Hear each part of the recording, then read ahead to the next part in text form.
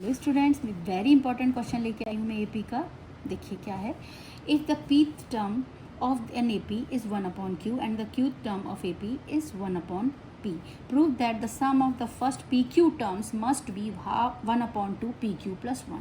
क्या दे रखा है क्वेश्चन में?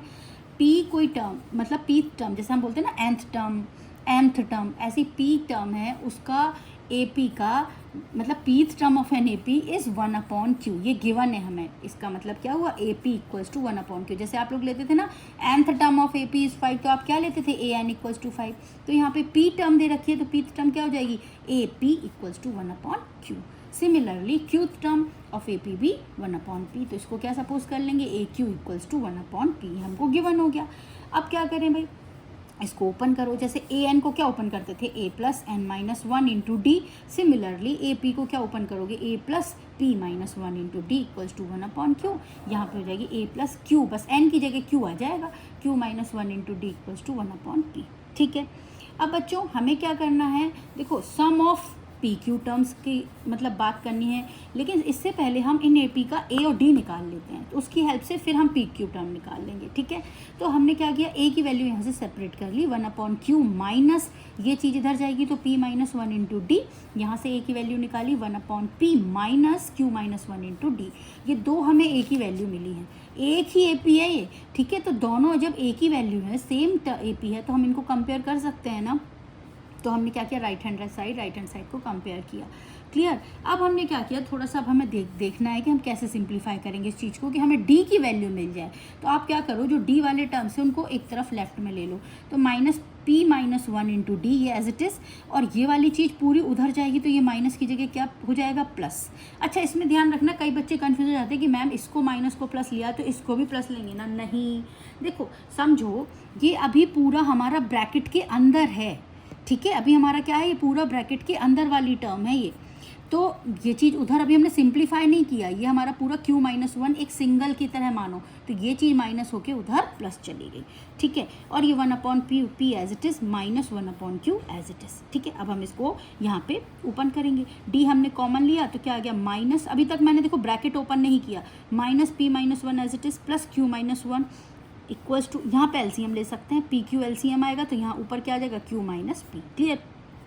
अब हम ब्रैकेट ओपन कर रहे हैं बच्चों। अब आपका माइनस का प्लस वो वाला चीज़ सॉल्व हो जाएगी।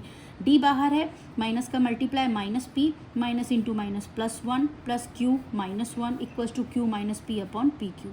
-1 + 1 cancel, we get q - p। Right hand में हमारे पास था q - p/pq, तो ये और ये कैंसिल हो गया। हमारे पास आई d की वैल्यू 1/pq। तो देखो इतना बड़ा था, थोड़ा कॉम्प्लिकेटेड लग रहा था कि यार डी की वैल्यू कैसे निकलेगी, लेकिन हमने उसको माइनस प्लस को स्पेशल ध्यान रखते हुए डी की वैल्यू फाइंड आउट कर ली।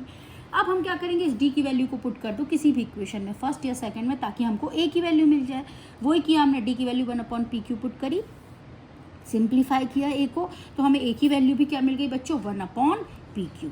ठीक है। ये चीज़ भी देखो समझ में आ जाएगी, ईजी है। A equals to 1/q minus p - 1 और d की जगह 1/pq, तो 1/q माइनस p 1/pq का इन दोनों से मल्टीप्लाई जाएगा, तो p/pq और minus into minus plus 1/pq। ठीक है। कैंसिल आउट p से p, 1/q से 1/q गया, क्या बचा? 1/pq। a की वैल्यू भी क्या आ गई? 1/pq। अब बस जो हमको निकालना था उसकी तरफ चलते हैं। क्या बोल रहे हैं हमें? सम ऑफ फर्स्ट pq टर्म्स। तो सम का फॉर्मूला क्या होता है? Sn = n/2 2a + n - 1 × d। तो फर्स्ट pq टर्म्स मतलब n की जगह क्या लेंगे? pq, n की जगह pq/2, 2a की वैल्यू पुट करो 1/pq plus n - 1 pq into d की वैल्यू भी क्या आई? 1/pq। pq/2 बाहर है आपका, 2/pq, यहाँ मल्टीप्लाई किया इसका इससे भी और इससे भी, तो ये आ गया, ये और ये कैंसिल हो गया, ये आया 1/2pq, और 2/pq में से 1/pq माइनस हुआ तो कितना बचेगा? 1/pq, है ना। 2 - 1 और 1, और नीचे सेम है denominator, plus 1 as it is 1/2, इसका मल्टीप्लाई कर दो अंदर। जो हमें मतलब प्रूफ करना है ना, उसकी तरफ देखते चलो। हमें चाहिए 1/2 in bracket P Q plus 1, और हमारा पी क्यू बाहर आ रहा है तो पी क्यू को अंदर ले लो।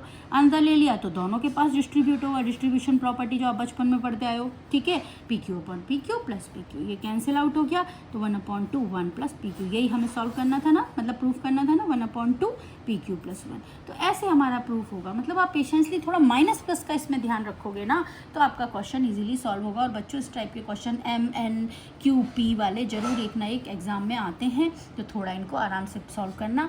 और अगर इस टाइप के क्वेश्चंस आप लोग सॉल्व करो, कि कोई भी प्रॉब्लम है तो मुझे बताओ, मैं ज़रूर आपको इजी वे में समझाऊंगी। क्लियर?